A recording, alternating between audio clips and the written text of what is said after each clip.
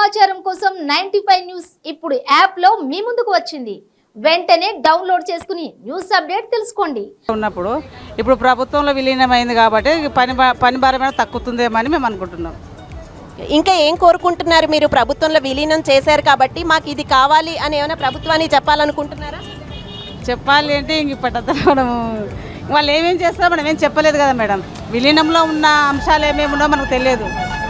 ఒక అమ్మాయిగా, ఒక ఆడవాళ్ళగా అంటే ఇంకా ఎలాంటి ఫెసిలిటీస్ ఉంటే బాగుంటుంది? మీకైతే పని భారం తక్కువే ఉండాలి, ఎందుకంటే ఆడవాళ్ళు వర్క్ చేస్తున్నారు అంటే 12 గంటలు 11 గంటలు ఇక్కడే ఉండిపోతే ఇల్లు అన్నీ చూసుకోవాల్సిన బాధ్యత కూడా ఉంటుంది. కాబట్టి అదే విషయం ప్రభుత్వానికి ఏమైనా చెప్పాలనుకుంటున్నారా ఒక్కసారి మా 95 న్యూస్ ద్వారా? మాకు ఇన్ని రోజులైతే మేము మామూలుగానే వర్క్ చేసినాము.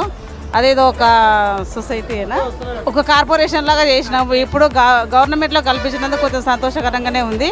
మాకు ఇప్పటివరకు అయితే 10 సంవత్సరాల నుంచి డిఎల్ అవి పిఆర్సీ అయితే లేదు. మాకు రావాల్సిన 2 పిఆర్సీలు ఇవ్వాలి, ప్లస్ గవర్నమెంట్లో ఉన్న ఫెసిలిటీస్ మాకు రావాలని మేము గవర్నమెంట్ కోరుకుంటున్నాం. మాకు కూడా కొన్ని లీవ్స్ ఉంటాయి, ఆ లీవ్స్ కూడా కొన్ని వర్తించాలి. మామూలుగా మాకు ఆ వీక్లీ ఆఫ్లు అవి ఇస్తున్నారు. మా నెలకైతే 2 లీవులే ఇస్తున్నారు, 3వ తేదీ ఇవ్వట్లేరు. మా గవర్నమెంట్ తరఫున మేము కోరుకునేది అంటే గవర్నమెంట్కి ఉన్న లీవులు ఏమవుతున్నామో మాకు కూడా వర్తిస్తే మేము కూడా కొద్ది రోజులు మా పిల్లలతో పాటు మంచిగా ఉంటామని కోరుకుంటున్నాం. థ్యాంక్ యూ సో మచ్ అండి. నమస్తే మేడం, మీ పేరు? జయ అండి. జయ గారు చెప్పండి, అంటే 3 ఏళ్ల క్రితం సమ్మె చేశారు, చాలా 52 రోజుల పాటు సమ్మె చేసినా అప్పుడు రానిది ఇప్పుడు ఎందుకు ఇచ్చారంటారు? ప్రభుత్వంలో ఎందుకు విలీనం చేశారంటారు? ఎందుకు ఇచ్చారనేది మాకు తెలియదండి, మాకు అనవసరం కూడా. ఇప్పుడు ఏంటంటే మాకు గవర్నమెంట్లో విలీనం చేయడము చాలా సంతోషపడాల్సిన విషయము. మేము ఇప్పటికైనా మమ్మల్ని గవర్నమెంట్లో విలీనం చేసినందుకు సంతోషపడుతున్నాము. థ్యాంక్స్ టు కేసీఆర్ గారు. కానీ త్వరగా ఈ ప్రక్రియ పూర్తి చేసి మాకు జీతాలు పెరగాలని మేము చాలా ఇబ్బంది పడుతున్నాము. మాకు పే స్కేల్ జీతం సరిపోక చాలా ఇబ్బంది పడుతున్నాము. కాబట్టి మాకు పే స్కేల్ తొందరగా చేయాలి, ఉద్యోగ భద్రత ఇవన్నీ అందులోకే వస్తాయనుకుంటా విలీనంలోకి. అతి త్వరగా జీతాలు పెరగాలని కోరుకుంటున్నాను సార్. థ్యాంక్స్ టు కేసీఆర్ గారు. అంటే ఇప్పుడు ఎంతసేపు పని చేస్తున్నారు? ప్రభుత్వంలో విలీనం చేసిన తర్వాత పని భారం కొంచెం తగ్గుతుంది అని ఏమైనా అనుకుంటున్నారా? తగ్గుతుందా లేదా అనేది మాకు సరిగా ఐడియా లేదండి. ఓకే, చెప్పండి మేడం, ప్రభుత్వంలో విలీనం చేశారు యాక్చువల్గా, ఇప్పుడు మీరు ఇంకా ఏం కావాలనుకుంటున్నారు? ఒక ఆడవాళ్ళుగా అంటే ఇంతసేపు వర్క్ చేసి మొగాళ్లతో సమానంగా ఊరూరు తిరుగుతూ, ఊరంతా తిరుగుతూ, ఇది మామూలు సాధ్యమైన విషయం కాదు యాక్చువల్గా. మీరందరూ చాలా గ్రేట్ అసలు చెప్పాలంటే. సో మీరు ఏం చెప్పాలనుకుంటున్నారు? ఇంకా ప్రభుత్వానికి ఏం అడగాలనుకుంటున్నారు?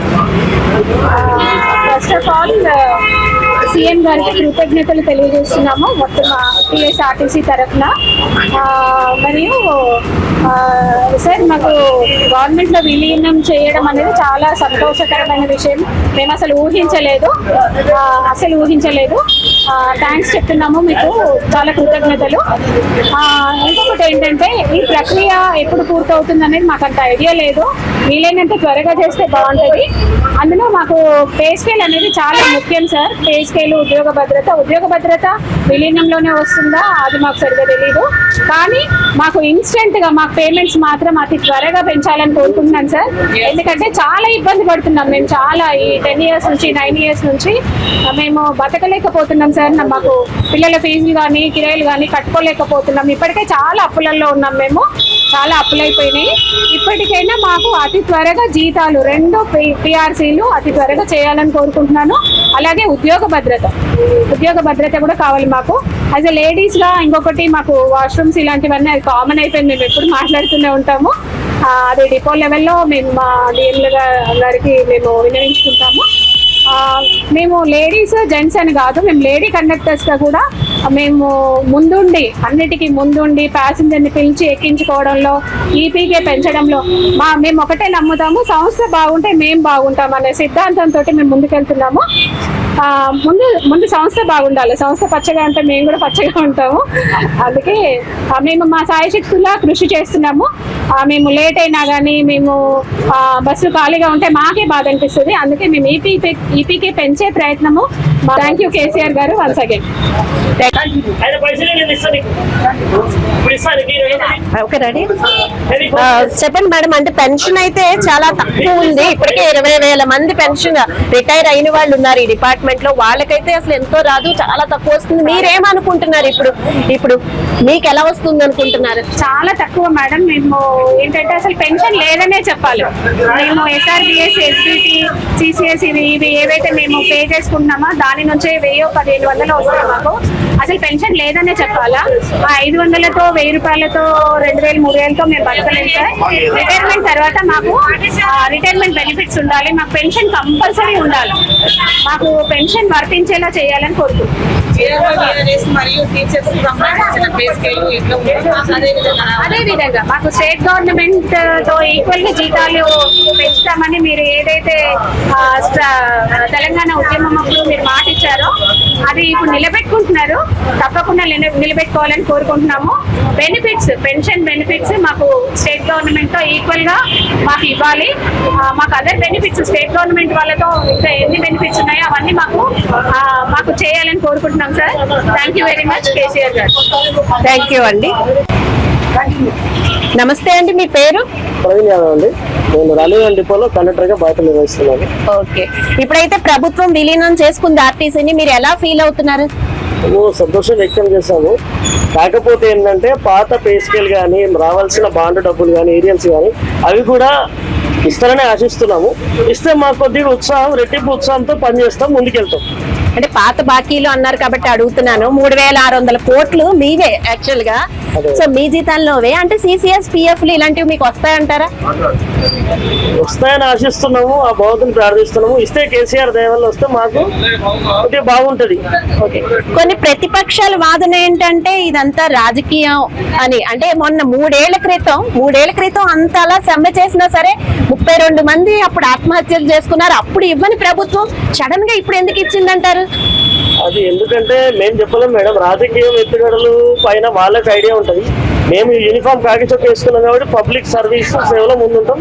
ఈ విషయాలు మాకు తెలుసు. రాజకీయం గురించి మాకైతే తెలియదు. మేము మా కోసం సంఘటించినాం, అప్పుడు ఉద్యమం చేసినాం.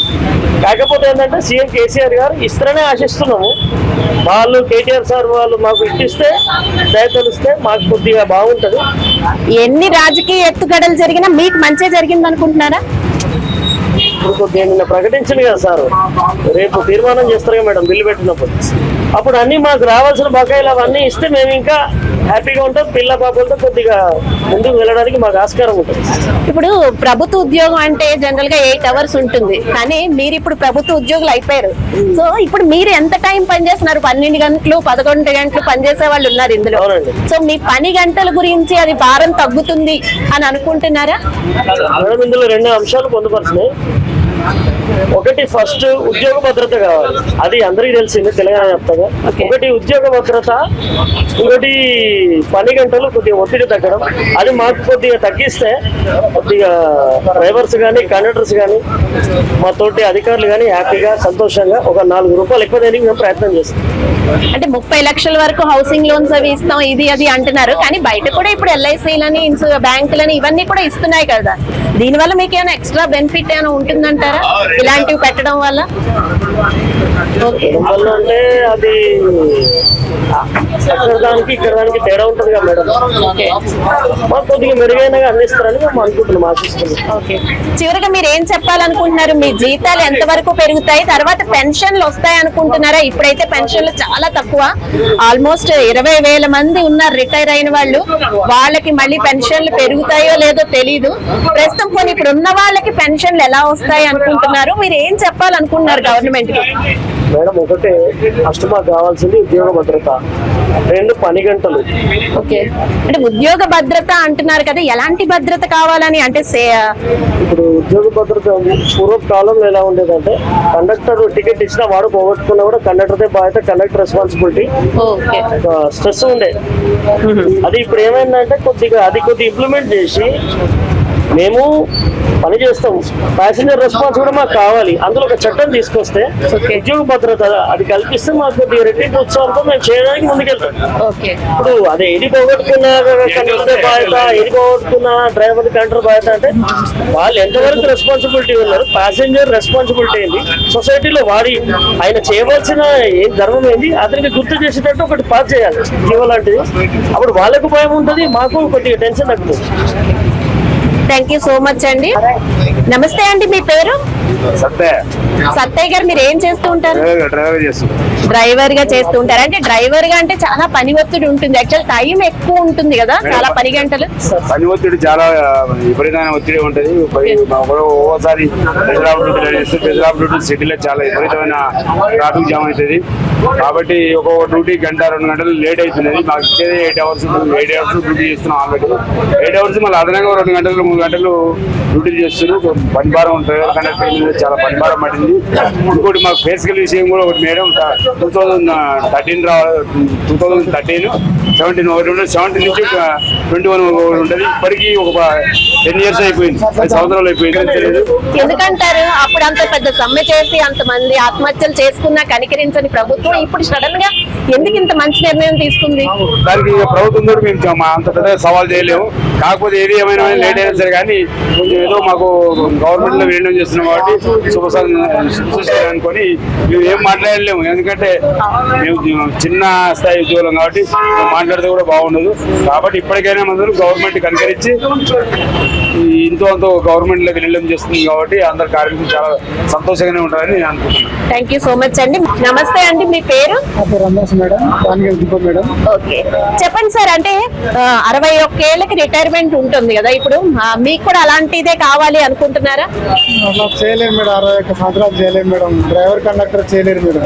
ఎందుకంటే సో ఈ ట్రాఫిక్ చాలా ఇబ్బందికరంగా ఉంటుంది మేడం. చేయలేము మేడం, 60 సంవత్సరాలు అప్పటికే ఎక్కువలే మేడం. అంటే అలాంటప్పుడు పెన్షన్ అవి ఎలా ఉంటే బాగుంటుంది అనుకుంటున్నారు? పెన్షన్ పెరగాలి కదా, ఇప్పుడైతే పెన్షన్లు చాలా తక్కువ ఉన్నాయి రిటైర్ అయిన వాళ్ళకి.